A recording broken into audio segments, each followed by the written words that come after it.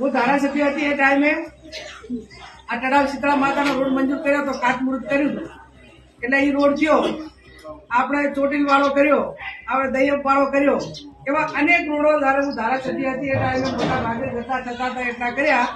આ એ ટાઈમે ભાજપ વાળા એમાં ભાષણ કરતા હતા કે ભાઈ ચાલુ સરકારનો ધારાસભ્ય આવે ને તો અમારા બધા કામ થઈ જશે.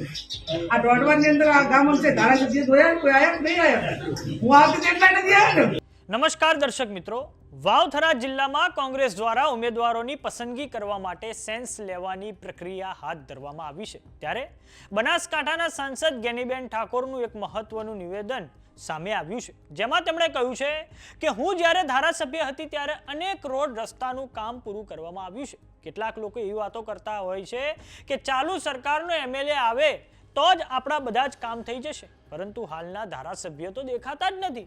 મારે એક જ વાત કહેવી છે કે જ્યારે ચૂંટણી હોય છે ત્યારે જ એ લોકોને બધા વાયદા યાદ આવે છે. 30 વર્ષથી એમની સરકાર છે, જો એમણે બધે કામ કર્યા હોત તો આ કામો બાકી ન હોત.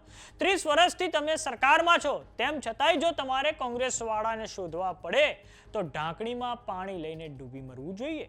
તો આવો સાંભળીએ બનાસકાંઠાના સાંસદ ગેનીબેન ઠાકોરે ભારતીય જનતા પાર્ટી પર શું પ્રહાર કર્યા છે. કોઈ પણ ઉમેદવાર કે જીત્યા પછી રીતનું કરે કામમાં, અને બીજા એના ઠેકેદારોને પણ એમ લાગતું હોય આપણે બેંકમાં લોન લેવા જઈએ તો બેંકમાં લોન લેવાની હોય, હીરોય ના ભરે ને તો પેલા ઓલા જામીન જાય ને એને ડિફોલ્ટ કરે ભાઈ કે તમે એના જામીન થયા હતા એ ભાઈએ લોન નહીં ભરી એટલે તમારી લોન નહીં ભરે, આવું ખરું ને. હા, તો આમાં એવું હોય પછી જે આપણે જેના કહેવાની ટિકિટ આપી હોય અને એ ના બધું કરે તો ભલે હું માનું ત્યાં સુધી બધા માટે કરીને ભવિષ્યમાં આવનાર સમયની અંદર બધાને તકલીફો પડે.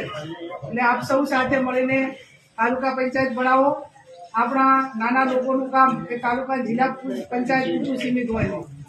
આજે હું ધારાસભ્ય હતી એ ટાઈમે આ તળાવ શીતળા માતાનો રોડ મંજૂર કર્યો તો ખાતમુહૂર્ત કર્યું હતું એટલે એ રોડ થયો, આપણે ચોટીલ વાળો કર્યો, આપણે દૈયપ વાળો કર્યો, એવા અનેક રોડો હું ધારાસભ્ય હતી એ ટાઈમે મોટા ભાગે જતા થતા હતા એટલા કર્યા. આ એ ટાઈમે ભાજપ વાળા એમાં ભાષણ કરતા હતા કે ભાઈ ચાલુ સરકારનો ધારાસભ્ય આવે ને તો અમારા બધા કામ થઈ જશે. આ દોડવાની અંદર આ ગામ છે ધારાસભ્ય જોયા કોઈ આયા નહીં આયા, હું આવતી એટલા નથી આવ્યા ને.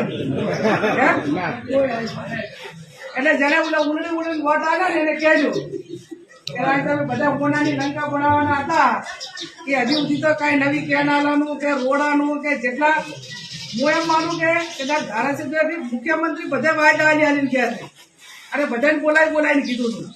એટલે મારો કહેવાનો અર્થ એટલો જ કે એ લોકોને જયારે ચૂંટણી હોય એટલે જ બધા વાયદા યાદ આવે કે ભાઈ તમે અમારા ભેગા આવો એટલે અમે તમારું આ બધું કામ કરી નાખશું એવું કે ને. અને પાછું શું છે ધીરાભાઈ કે ભાઈ કોંગ્રેસની સરકાર નથી, કેન્દ્રમાં અમારી સરકાર છે અને રાજ્યમાં અમારી સરકાર છે, એટલે તમે અમારા ભેગા આવી લો એટલે બધું કામ થશે. તો આ તરીવરથી એમની સરકાર છે તો તરીવરથી કામો બધા કર્યા હોત તો બાકી ના હોત. અને બીજું તમે તરીવરથી સત્તા ઉપર તો 30 વર્ષથી તોય તમારે આજે કોંગ્રેસ વાળાને ગોતવા પડે છે તો ઢાંકણીમાં પાણી તેમને લેવું પડે ને.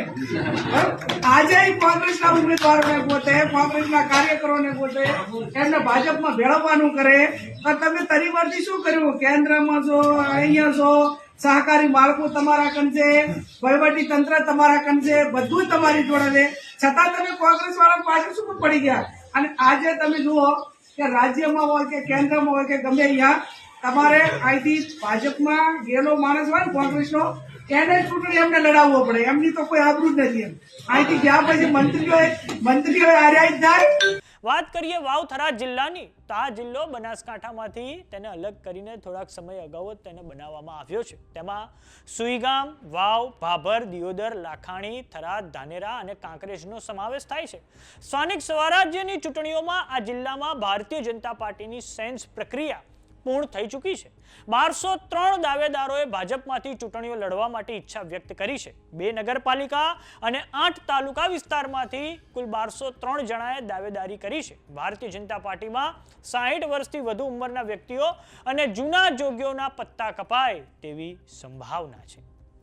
તો સમાચારોમાં અત્યારે બસ આટલું. જોતા રહો જમાવટ.